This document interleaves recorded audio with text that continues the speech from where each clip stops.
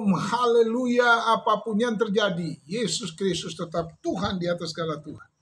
Dan Raja di atas segala Raja, karena tidak ada nama lain di bawah kolong langit ini yang olehnya manusia dapat diselamatkan.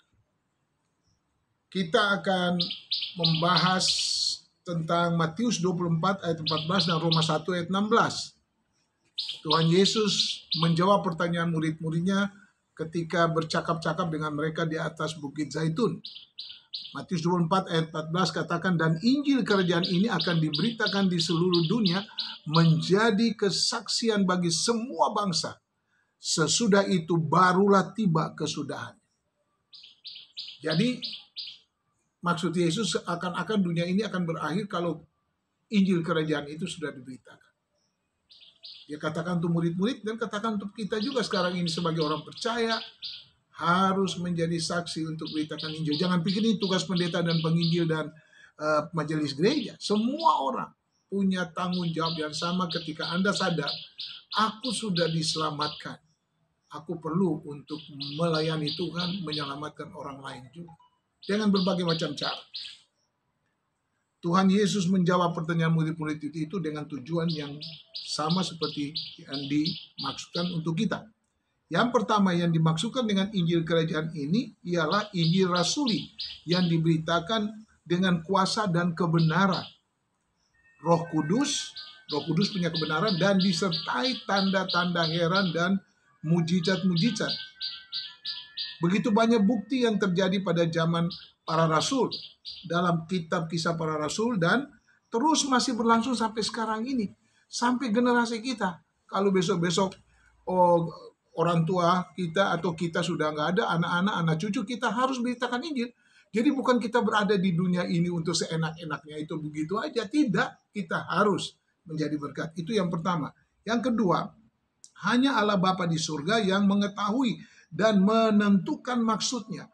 Tugas kita sebagai orang percaya harus terus-menerus memberitakan kabar baik. Ini bagi semua orang, bagi semua bangsa.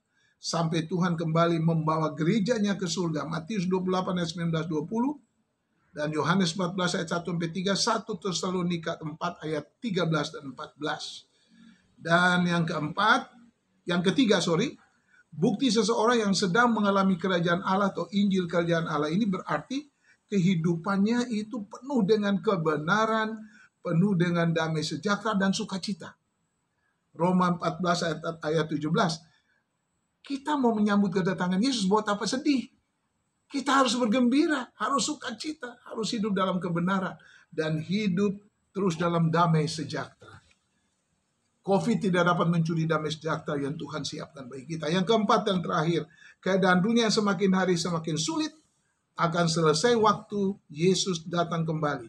Sikap kita seakan besok atau malam nanti Yesus akan kembali. 1 Tesalonika 4 ayat 16-17, 1 Korintus 15 ayat 51 dan 52.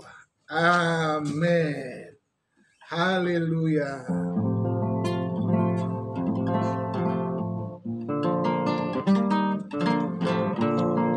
Lah biar api Injil terus menyala, menyala di kantong hati. Lah biar akan pun cahaya, tak pancar terus dari Ambon. Lah dari dulu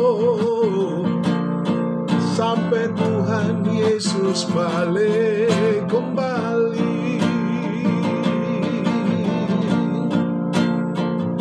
Lah biar api Injil terus menyala, menyala di kantong hati. Lah biar akan pun cahaya, tak pancar terus dari Ambon. Lah dari dulu sampai Tuhan Yesus balik kembali. Amin.